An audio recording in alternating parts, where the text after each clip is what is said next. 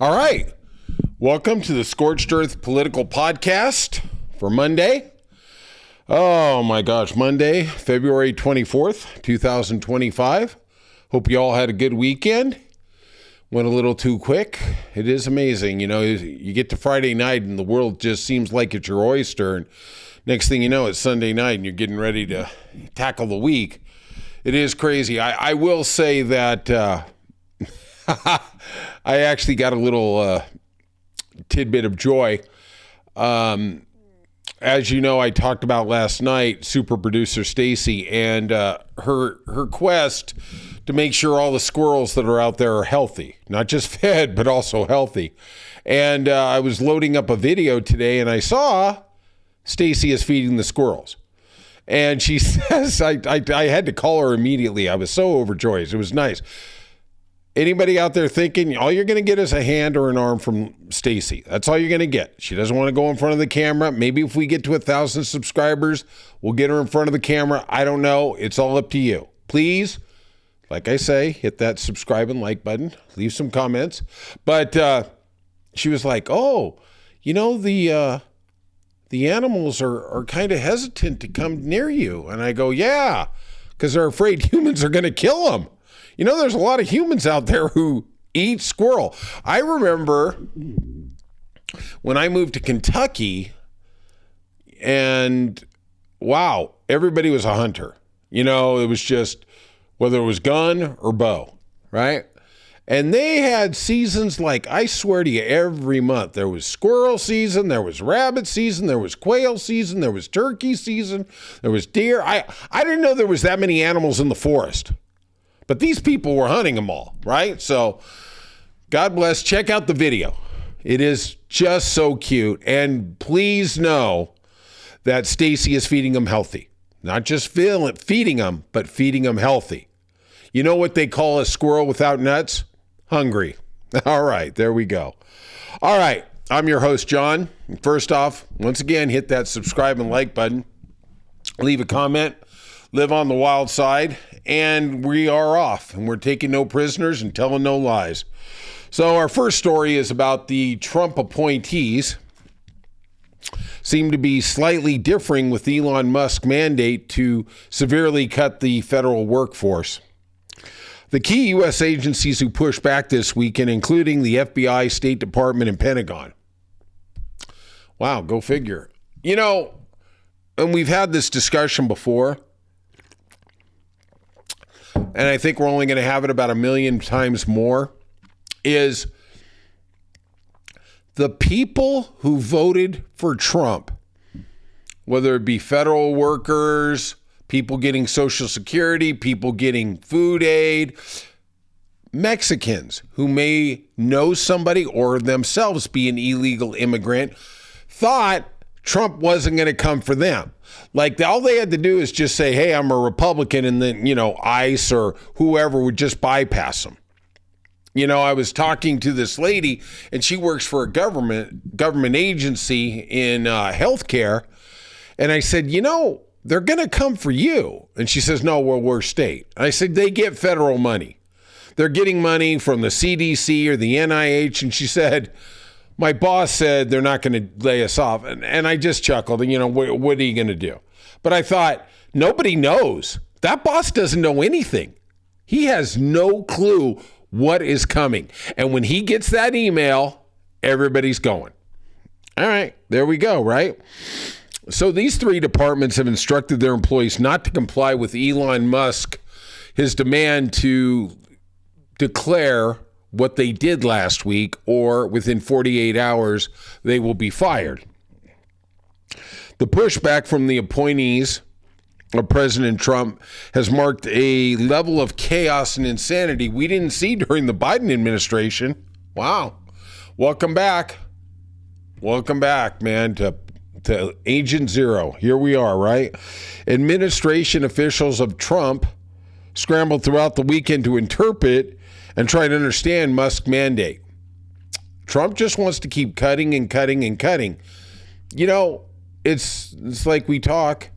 Everybody wants to cut the government until they need that government, right? Now, there's a lot of people out there, I want to say I consider myself one of them, that I don't want to cut the government even if I don't have anything to do with it, like the national parks or food aid for kids or child tuition tax credits. You know, that's another thing. That's another thing, you know, and I have this real beef with my Republican friends, you know, that people like myself, other people who decided not to have kids, we're making the biggest sacrifice. Now, let's talk about California. California, 50% of the state budget goes towards the education system. I think that's cool. I'm down with it. Right on, let's go. But I didn't have any kids. So I'm paying into a system where I receive no benefit, nothing. And you know what? I don't care because I'm worried. I want society to be better. It's not all transactional. And that's what the Republicans failed to realize. They think for every dollar they give in, they got to get $1.25 back. At some point, you've got to care more about society than you do your own effing self. Quit being such selfish pricks. Sorry, I didn't make it to 10 minutes today. But at the end of the day, you've got to care about society. How do you think America got to the place it is right now? Do you think it was because we were all a bunch of selfish tribes? Or do you think it's because we cared about the greater good? Do you think all the disability bathrooms, the disability laws, the LGBTQ stuff, do you think that was a good thing or a bad thing? I think it was an incredible thing. I think it's what separates us from all the other countries. Granted, there's a lot of European countries that are in the same boat. But you know what? I think it speaks to a greater good. I mean, I don't know what Bible they're reading, but I remember Jesus saying, how you treat the least of my people is how you treat me. Yeah, that's exactly how we view it. That is exactly how we view it. The lowest, how we treat the lowest really speaks well. It speaks to our soul. It speaks to our ethos of how we are as a human race. Not a bunch of selfish effing pricks who don't only care about anybody but themselves and people in their bubble. It is just insane. All right, I'm rolling, okay? Take a step back, John. Take a step back. Take the medicine. Yes, I know. Now, administration officials are scrambling. They don't really know what's going on. Trump is imploring Musk to continue. And mark my words, when this goes bad, and it's going to go bad very quickly, Trump's going to turn his back on Musk. I didn't know what he was doing. That's the Trump playbook, right? Some officials are resisting in the government. Some are complying. Sunday morning, and this comes from the home of RFK, the Department of Health and Human Services. RFK instructed his 80,000 employees to comply, which was right after the acting general of his own department, Sean Cavini, said not to comply. All right, one hand doesn't know what the other does. Late Sunday evening, the agency told its employees that they should pause activities on the mandate until noon on Monday. Tell me, how many legal challenges are we looking at down the pipe on this one, right? Cavini, in an email that was seen by the AP service, says, I'll be candid with you. Having put in 70 hours of work last week, advancing administration priorities, I was personally insulted to receive the email from Elon Musk. He got the email too. Everybody got it. Tell me what you did last week. Well, if I was Elon, I did some ketamine. I did some IVF, had another kid probably, Hey, why not have 20, with 15 different women? Hey, don't worry. There's no scourge when a guy has all these kids. When a woman, God forbid, she has 3 kids with 2 different guys, well, the word SLUT comes out real quick. Yeah, that's how we keep women down. That's why we beat them down. Yeah, before they can ever get to anything, we just beat their soul out, right? Great society. I think that, let me look. That's page 1 of the MAGA handbook. Yeah, there we go. So in the aftermath of all these layoffs, or dismissals, I guess would be a better word, John Curtis, the senator from Utah, said, if I could say one thing to Elon Musk, please put a dose of compassion in this. Now, I'm sure it's just a coincidence that there's 33,000 federal employees in Utah, his constituents. Hey, I could be cynical and say he's worried about his job, but we know that's not real. And they laughed where it was so absurd. Then we have Representative Mike Lawler of New York. He questioned the legal basis for dismissing thousands of federal workers. Yeah, wait till you see the story at the end, man. It's going to get good. We're going to cut over. We're going to catch some odd things in the news. Pope Francis took a turn for the worse. Critical condition, showing signs of kidney failure. Like I've said, I'm a lapsed Catholic, but I still have empathy for the man. He tries to do good. He's actually progressed the church quite a bit for LGBTQ rights, women's rights. He's come a bit. There's still a long way to go, especially for the church, until women can be priests, until women can give the sacrament to the people, till women can give death rights or marry people. Yeah, I got nothing for you. MSNBC, our liberal network, canceled the Joy Reid show. She's going to have her final show this week. I always kind of enjoyed Joy. I'm really a Rachel Maddow fan. I really like Brian Williams. That's about it for me there. But I hope Joy lands on her feet. Good luck and Godspeed. The SAG Awards came out Sunday night. I really love the awards. I'm going to have some Academy Award stuff coming up in the next week or two. Film is a passion. It doesn't have a passion for me, but I love it. Film Awards. Best Picture Ensemble was Conclave. Really, really good movie. Really good movie. Female actor was Demi Moore in Substance. I don't want to say anything denigrating about Demi Moore. She's a fine actress. I think this is more of an accumulation of what she's accomplished in her career. I mean, I didn't really like The Substance. I thought it was kind of like The Last Showgirl. I think it was a little more hype than really it had earned. But, all right.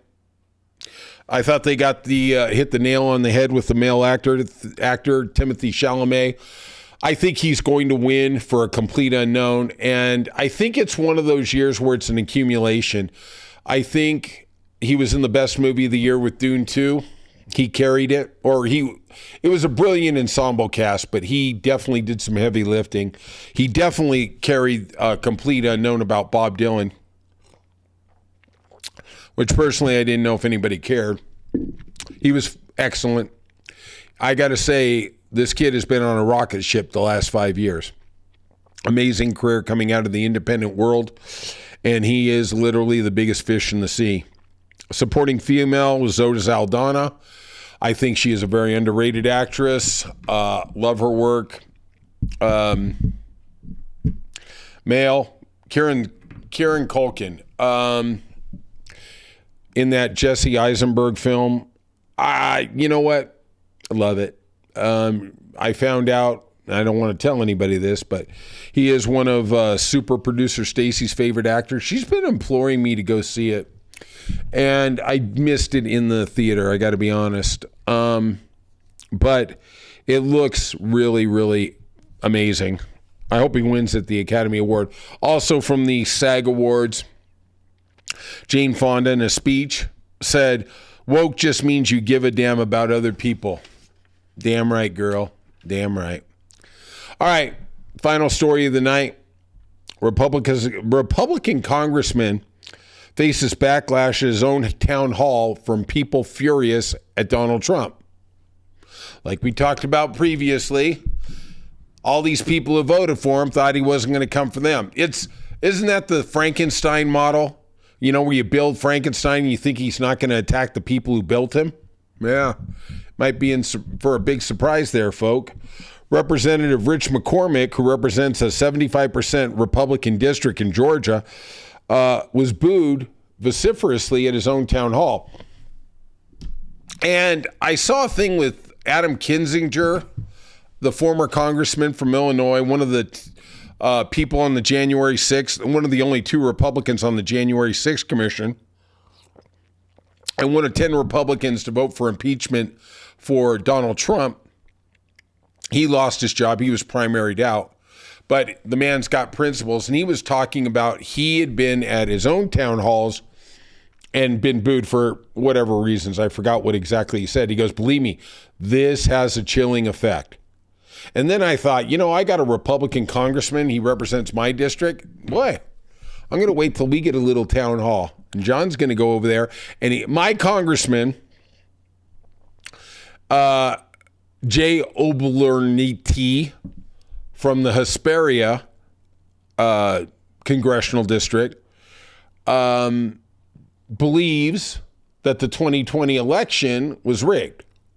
It was fraudulent. He voted for it, right?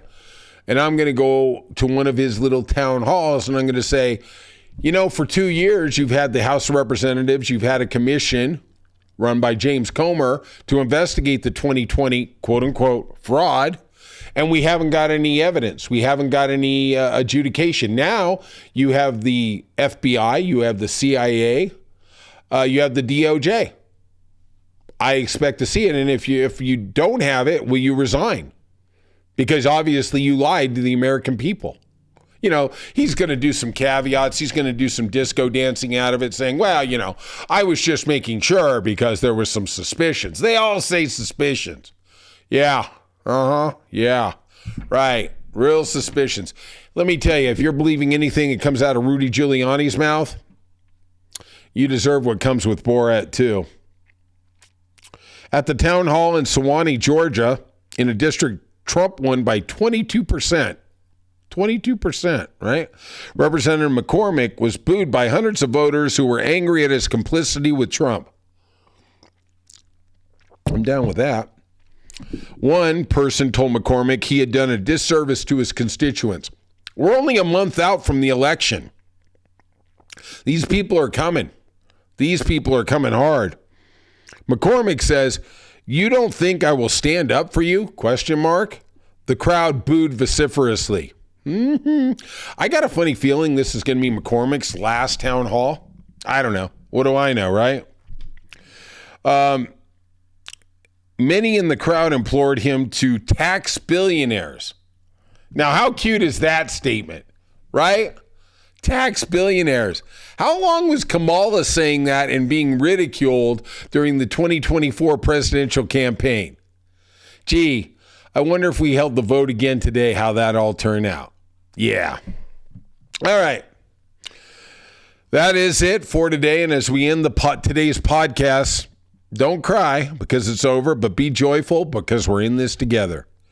We are going to persevere, my friends, and save democracy. I shall see you tomorrow, my friends. Stay safe, and stay cool. All right. Peace out.